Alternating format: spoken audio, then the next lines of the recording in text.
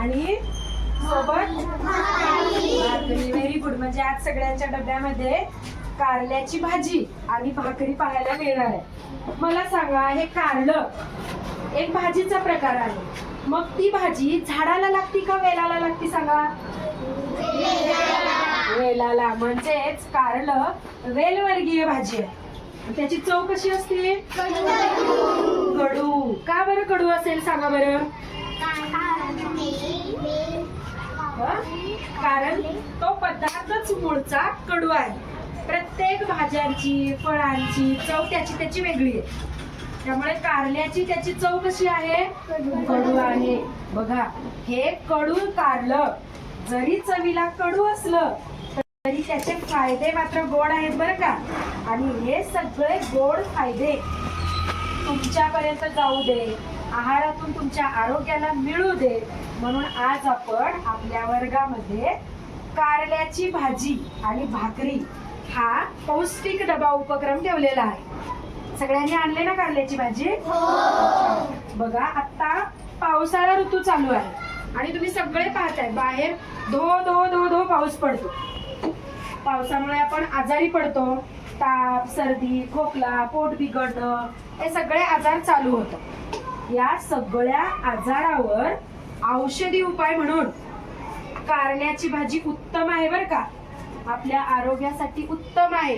कारल्याची भाजी खाल्ल्याने वेगवेगळे आजार आपल्याला होत नाही. म्हणजे औषधासारखं काम करतं कारलं.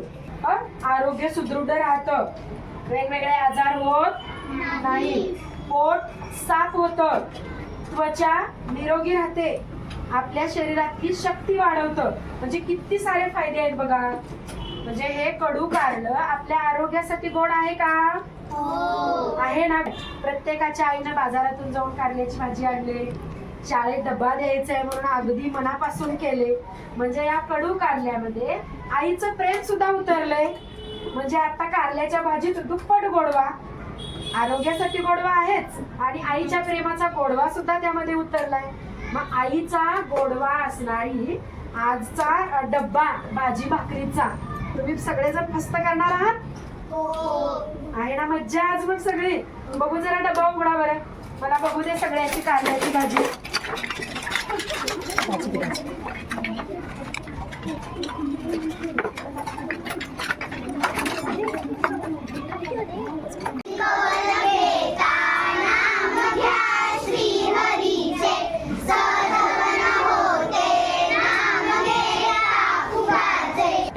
जीवन करी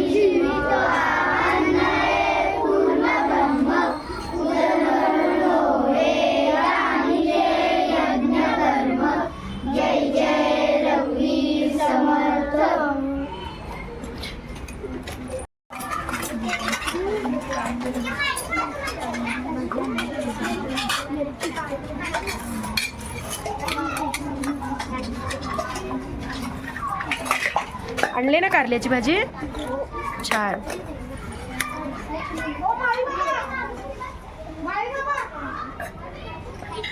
बघू साई बाबा, दाखव दाखव, भाकरी पण दाखव ना. छान. वा, सुपर सुपर सुपर.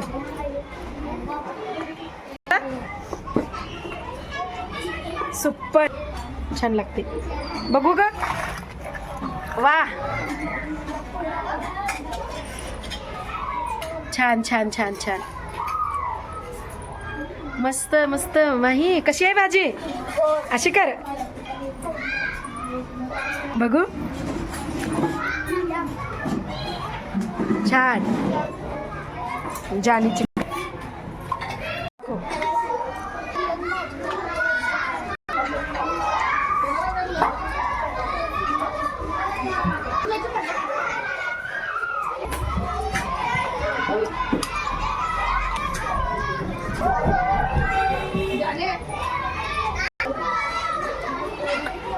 संपलं.